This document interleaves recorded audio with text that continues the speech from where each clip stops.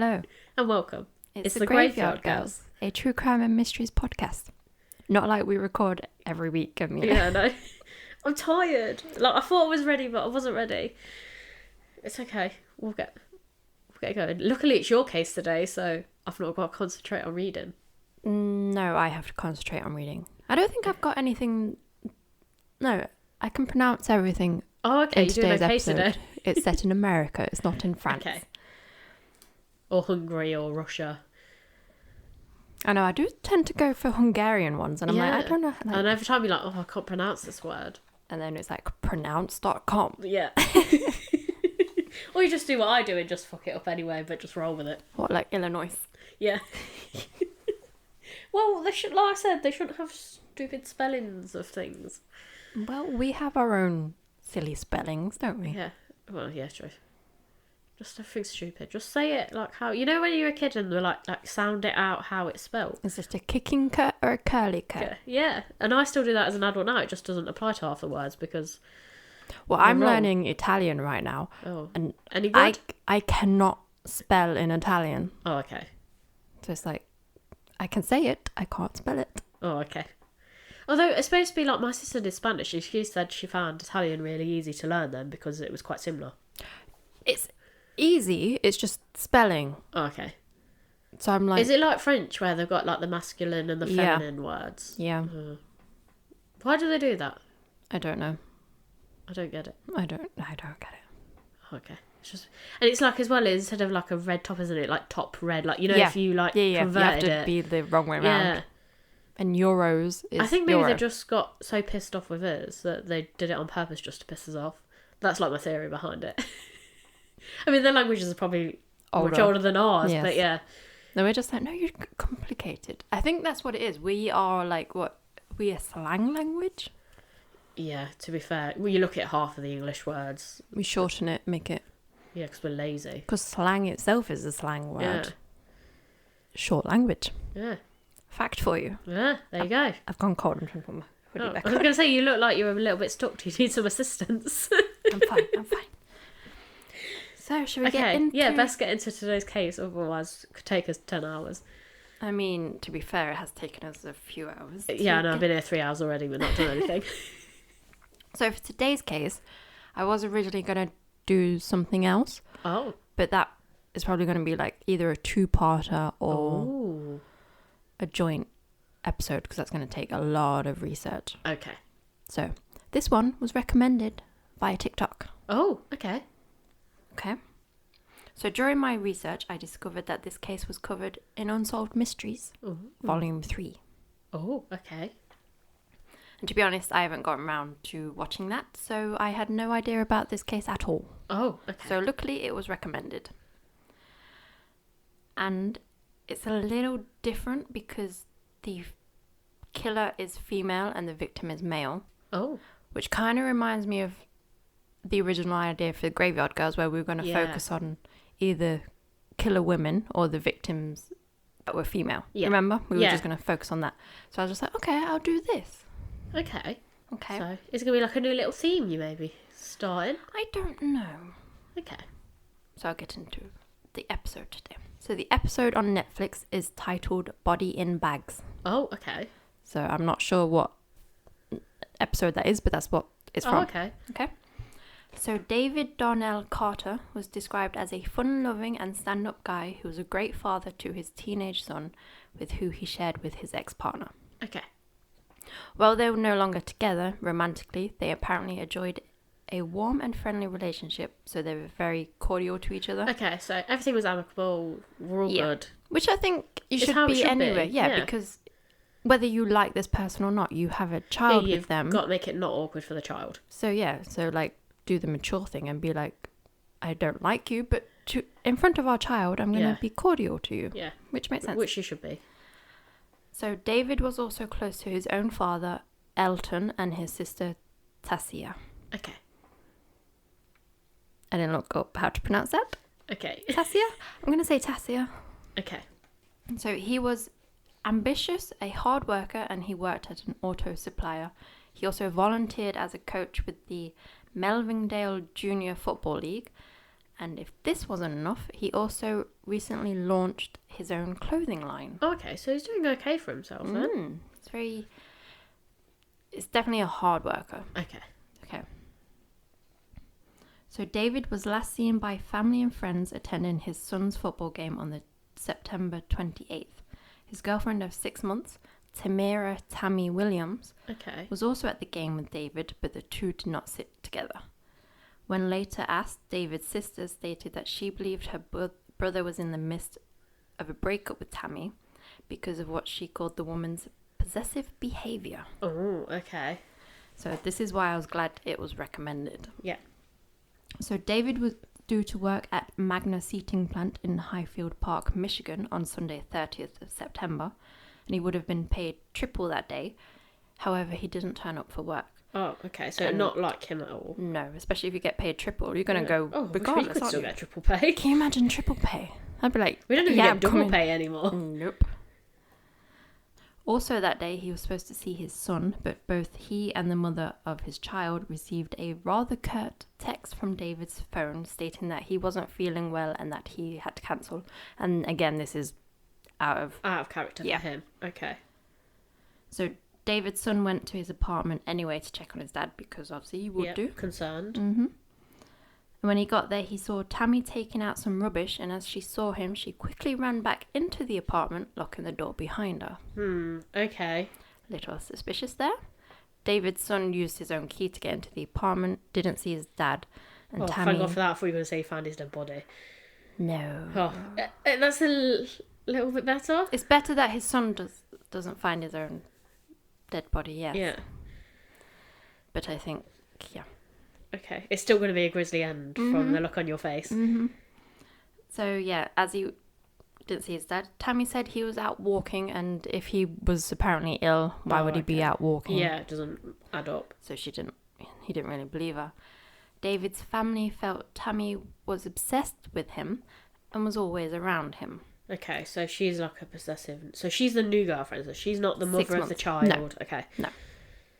So a few weeks before David disappeared, he went to the movies with a cousin, but when she dropped him back, he noticed his car tyres were slashed. Oh. David believed Tammy did this because she was jealous that he went out with his own cousin rather than her. Right, okay. So she doesn't like him going places with other people, even if it's his own family. Mm-hmm. Okay. So when colleagues called his family on October 2nd, 2018, to report that David had not shown up for the last 3 days at work, the family knew immediately something was wrong. Tasia and her husband Derek went to David's apartment to see what was going on, as they got there, they saw that his car was in the parking lot, and then they went upstairs to his apartment, found his door unlocked. And this is very unlike him because obviously he's very security conscious. He's not just going to leave his front door unlocked. And then they go inside. Once inside, they find a disturbing scene. The bed was unmade and there was a gunshot hole and bloodstains on the mattress. Blood was also found on the carpet beneath the bed, and David was nowhere to be found. The family immediately called the police. Good. Tasia then called Tammy to ask about David, and she said she didn't have a clue. Okay, and she's not concerned? Yeah, she's not concerned. This is one of the reasons why the police think she's a suspect, because she's not bothered. All right, okay, yeah. Well, to be fair, she's top of my list. She's top of my list, yeah, because you're so obsessed and always around him, and it's like, I'm not bothered. I don't know where he is. I'm not bothered. That's like the first red flag before we even got anywhere. So going back one day, on October 1st, a Department of Transportation worker discovered a weird-looking sleeping bag in the weeds along I-75 in Eagle Township. The sleeping bag contained the lower torso and legs of a human being. Oh, so she's chopped him up in the apartment. Possibly. With this discovery made, authorities asked Elton whether David had a tattoo of a pit bull on his upper left leg. And he did, so Elton knew that his son had been found murdered. Please tell me they're finding the half. Once confirmed that it was in fact David, the police opened a homicide investigation into his death, obviously. On October 5th, authorities arrested Tammy Williams, naming her as suspect and bringing her in for questioning, largely based on the lack of concern of David's disappearance. Right. And her odd behaviour witnessed by David's son when he went round. Yeah, good. However, under Michigan law, police were only able to detain her for 3 days before they were forced to let her go due to lack of evidence. Oh, okay. Yeah. Okay. Where's the other half of him? He will be found. Okay, good. She will not. Oh, she's dummy runner. So in subsequent days, police discovered David's dismembered head in a duffel bag in a different location along the same highway. Right, okay. So they've gone along and just dumped the body somewhere. And then this allowed them to confirm that David had died from a gunshot wound just below his left ear that exited out from the top of his head. So they believe he was shot in his sleep. Yeah. On October 16th, a final bag was located containing David's upper torso, arms and hands. So I think he's all been found. Okay. So the police's primary suspect, Tammy, fled the area after making several large cash withdrawals, and they tracked her movements by train from Ann Arbor, Michigan to Chicago, from Chicago to New York. Right, and then she disappears. Yes. Silly question. If they, even though they had to discharge her because they haven't got the evidence at this point, that's fair enough. I understand that. I get that. But shouldn't they have had someone tracking her if they were that suspicious of her? I think they were kind of tracking her. But, you know, like when she's deposited the first large amount of cash, you don't think she's a risk, like a flight risk. We should, like, maybe put someone on her tail so she can't go any further. Do you know what I mean? They probably wasn't keeping an eye on her, like, watching her go into the bank. They probably weren't doing that. This is what you know, like in other cases, like they literally watch people like hawks, like they don't let them go. It tends to be typically when those people are innocent, like they literally don't let them go anywhere without watching them. You've got instances like this where they're just like, yeah, she's deposited, I don't know, 10 grand. Oh well, I can't think why she'd do that. Do you know what I mean? She just wants that money for, you know. But the fact snacks. That she's managed to go that far across the country, it's not even like she's got straight on a plane into another country. Not yet, or not that we know of. Because that would have been my first thing, because you think the more you're bouncing around America, the easier it is for them to pick you up, surely. Because if you go into another country, then it's not their jurisdiction anymore, so it's up to then the authorities in the other countries, and if you've not got a good relationship with them, they don't have to give you back, if you like. Yeah, what's that? Oh, I've got a brain fart. But you don't have to send them back. It's like, that man who was in the London embassy. No, not the London embassy, like the Swedish embassy. Oh, yeah, extradition. Thank you. Yeah, that. Brain fart. There you go. Still got my flaccid brain.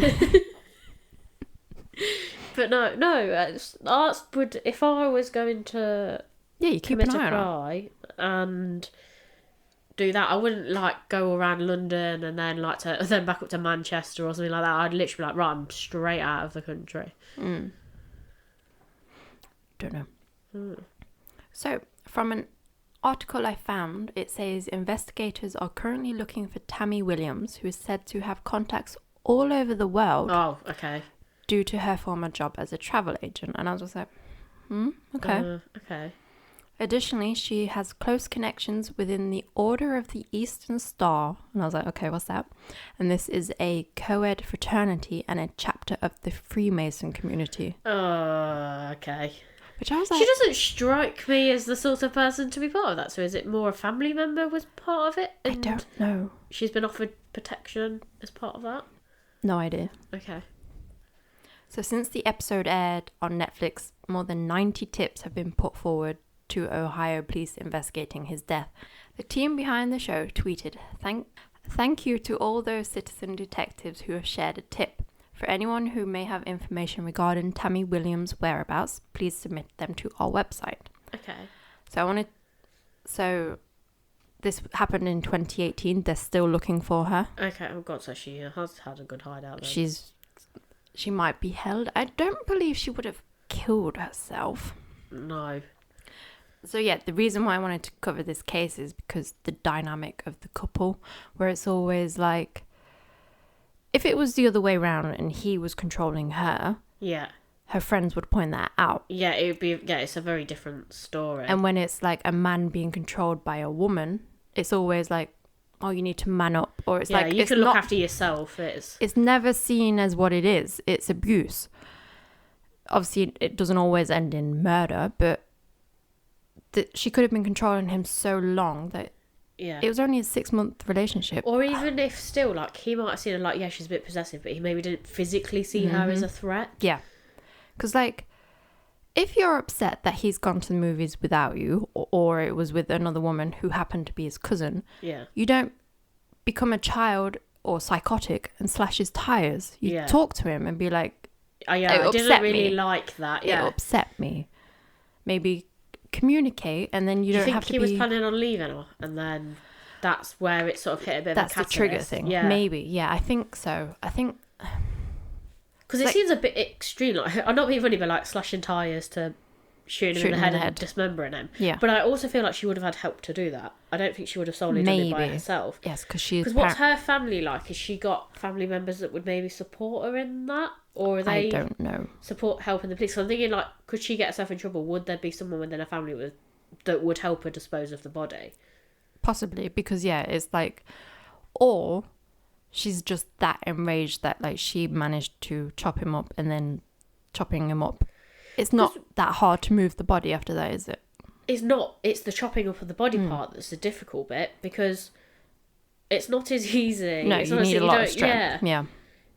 And you've also got to have the right implements to do that without causing suspicion, and get out of the apartment without anyone else noticing. Yeah, so unless she's that angry that she can like do it herself. Yeah, maybe. Yeah, I suppose, depending on how enraged you are, you don't know your own strength. It's weird, because it weirdly sounds like a spur of the moment thing, like she just lost her shit, and that's what she's done, then she's dealing with the consequences. But also, in order to do that and then get away for as long as she's gotten away, it also needs some sort of planning. Like, you've got to clearly be able to think, okay, well, this is the point I need to get to, because I need to be able to hide here. So that would almost suggest premeditated. So it kind of contradicts itself as well. So...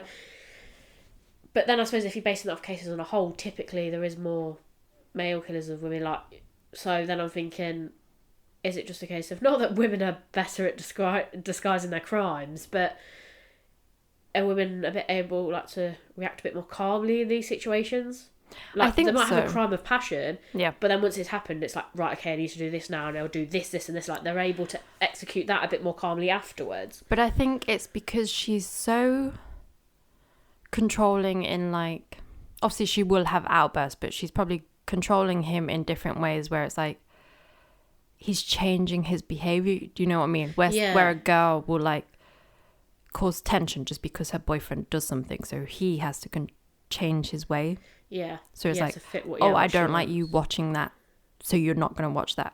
Rather than have the argument of like, no, I want to watch this thing, I'm into this. And she's just like, no, it upsets me. I'd rather you not watch it, or watch it when I'm not here. And he just goes along with it, and just for a bit of peace and quiet. Yeah, he suffers to please her, but in a way that's still not pleasing her, because he's going to do something else.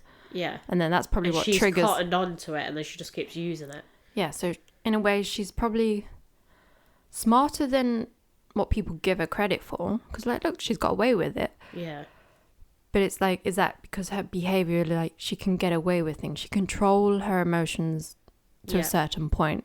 There is like an overboil of it, which is like slashing tires, killing him, and then like you said, the consequences is chopping him up. But she needs the right frame of mind and be like, oh, I can dump that, I can't take a whole body out. If I take little pieces, she's got to chop the body up, dispose of it, but also be able to... I know she gets arrested, but then I suppose technically in that time she's been in the holding cell, she's had time to think of what she's going to do when she gets out. I suppose that's where the gap is. It's not like she's immediately ran off.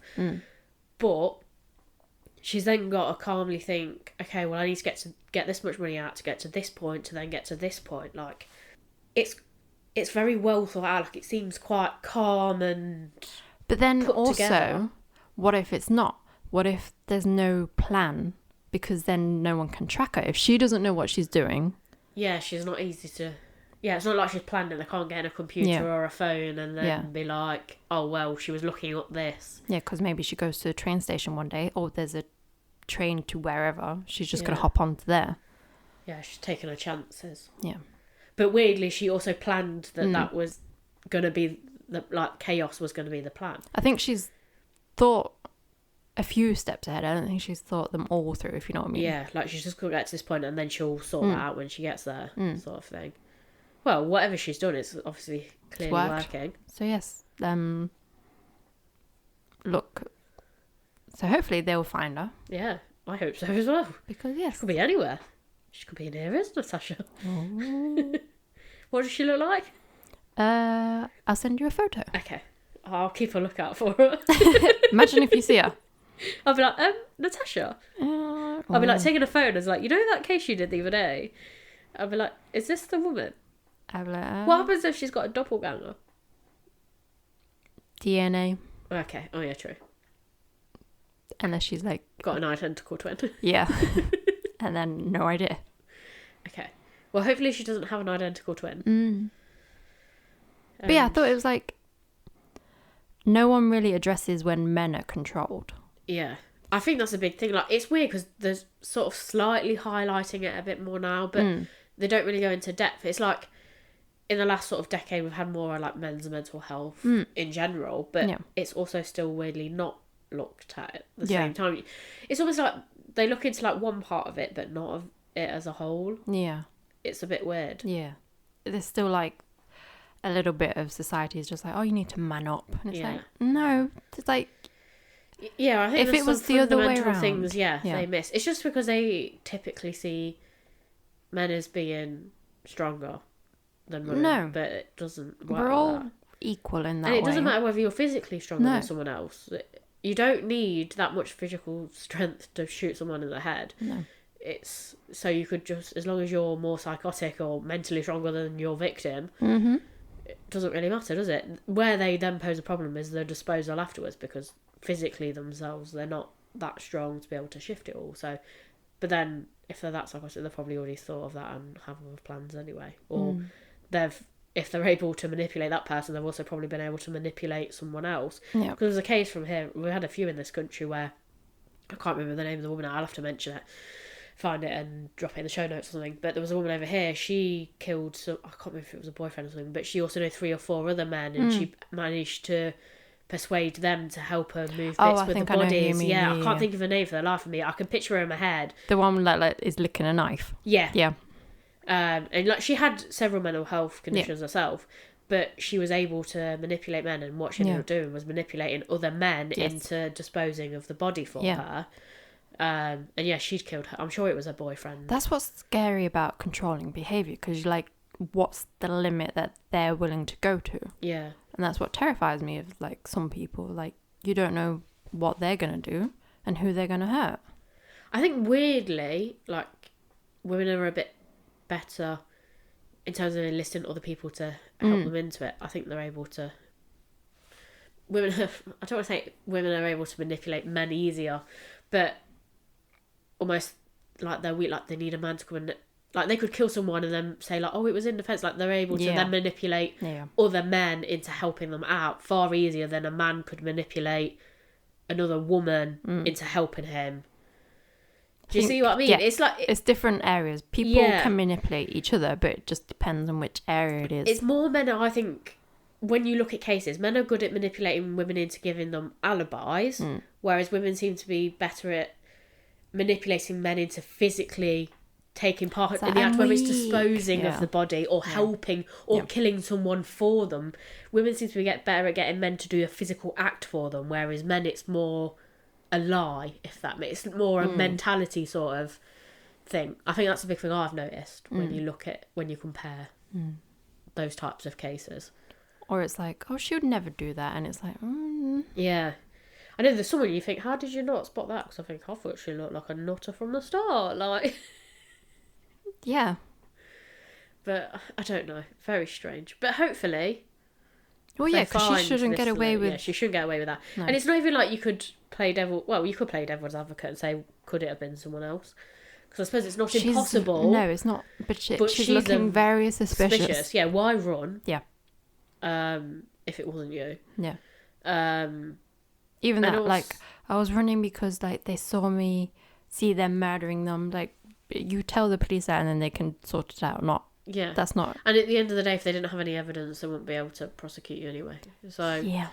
I mean, unless they did it under false evidence, but... Yeah. I know this case, but if she generally didn't do it, like, she'd have a good case. Yeah. That even if she served a bit of time, there'd be someone out there that would eventually... Her family thinks she did it because, like, they're like, well, she was controlling him to begin with. Like, this is just... Yeah, if even her own family, and not that they're, like, dobbing her in, but if their own family think, yeah, we think she's possibly capable, then that in itself, to me, makes her immediately quite a strong suspect. So I thought this case was interesting because it's, like, slightly different. Yeah. No, I've enjoyed it. It's a good one. Good. Have you got more in this series? I might have to go and have a look at it now. Unsolved Mysteries, yeah. Yeah, okay. I'm going to have a little look at that now. On Netflix. Well, there we go. We'll probably tag that in the show notes as well so people can go and have a look. Yeah. So... Yeah, I think that's it for today. Yeah. In the meantime... Keep creeping. And we'll keep digging.